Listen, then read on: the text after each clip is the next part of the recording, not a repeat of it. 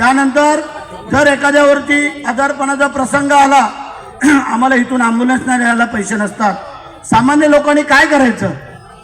मुख्यमंत्री सहायता निधीतून मागचे मुख्यमंत्री होते, परवा येऊन गेले पोलादपूरला, त्यांना फक्त विचारायला पाहिजे होतं पत्रकारांनी की तुमच्या कारकिर्दीमध्ये 2.5 वर्षामध्ये फक्त 2.5 कोटी रुपये खर्च होऊ शकला, कोणाचा? जनतेचा पैसा. आणि मग या मुख्यमंत्र्यांनी, शिंदे साहेबांनी 1.5 वर्षामध्ये 150 कोटी रुपये ह्या गोरगरीब जनतेला दिले. का मुख्यमंत्री एकनाथ शिंदे साहेब नसावेत? त्यानंतर जर एखाद्यावरती मोठा आजार असेल तर त्याला 1.5 लाख रुपये पूर्वी द्यायचे, आता आम्ही 5 लाख रुपये देतो महात्मा गांधी योजनेतून माझ्या गरिबांसाठी. कुठलाही आजार असू द्या, फक्त ते हॉस्पिटल त्याला अटॅच असणं गरजेचं आहे.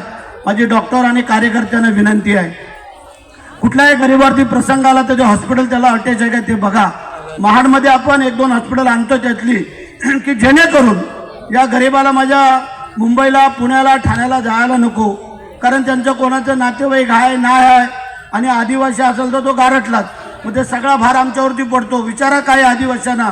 तर म्हणजे एकच सांगतो, आपलं सरकार, आपला मुख्यमंत्री 1 रुपयामध्ये पीक विमा, 1 रुपयामध्ये चणे फुटाणे येतात का?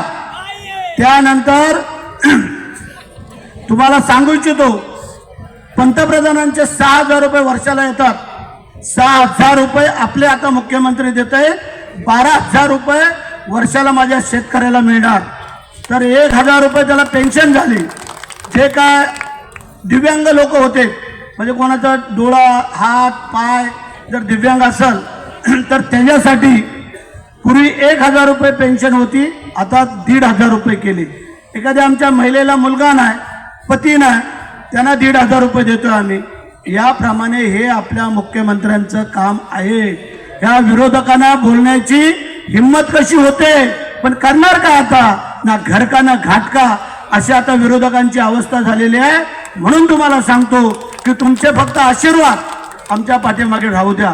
मग ते ग्रामपंचायत असेल, पंचायत समिती असेल, जिल्हा परिषद असेल, आमदारकी असेल अथवा खासदारकी असेल, खासदारकीचा कोणी उमेदवार देऊ द्या, त्यासाठी वरून देतील जो उमेदवार तो आम्ही स्वीकारणार आहोत, त्याची काळजी करायचं कारण नाही आहे. परंतु तुम्हाला एकच सांगतो, आता आजपासून या मुख्यमंत्र्यांची कामं जी काय दिलेली आहेत, वाचलेली आहेत, ती माझ्या महिला भगिनी असतील, कार्यकर्ते असतील, इथपर्यंत पोचवा. आणि महिला भगिनींना विनंती आहे, जर 1 एप्रिलपासून 2023च्या आणि ह्या 8 महिन्या 9 महिन्याच्या मध्ये जर कुठच्या महिलेला जर मुलगी झाली असेल तर तिचे ते पैसे त्यांना देऊ शकतो आपण. आता ते मी अधिकारी आणि आपले कार्यकर्ते आणि महिला भगिनी यांचं तुमचं एकदा बैठक लावून देतो आणि त्याचा लाभ घ्या. आता आपल्याला ऑर्केस्ट्रा पाहायचा आहे, नंतर महाभोजन होईल. जे महाभोजनाला गेलेले आहेत त्यांनी परत या, आणि कोणी आता उठायचं नाही. आता अमित शेठच्या खाली येतो, थोडा वेळ आपण कार्यक्रम बघू. आणि बुवा जो का आपला हा मनुष्य आलेला आहे, काय त्याचं नाव, तर त्यांनी इकडं वर यावं. तो कदम म्हणून जे कोण आहेत त्यांनी जरा 2 मिनिटं वर यावं. त्यांना आपण जे काय परवा दुकान जळलं आपल्या कपड्याच्या बाजूला हॉटेल होतं, तर त्याला आम्ही एक छोटीशी मदत करतोय. तर त्यांना आपण संघटनेच्या वतीने शिंदे साहेबांच्या माध्यमातून 40,000 रुपयाची मदत आपण या कदम ह्या हॉटेलवाल्याला देतोय, त्या त्यांनी स्वीकार करायचा. टाइम्स डिजिटलला लाईक करा, सबस्क्राईब करा, शेअर करा आणि बेल आयकॉन दाबायला विसरू नका. पाहत राहा टाइम्स डिजिटल.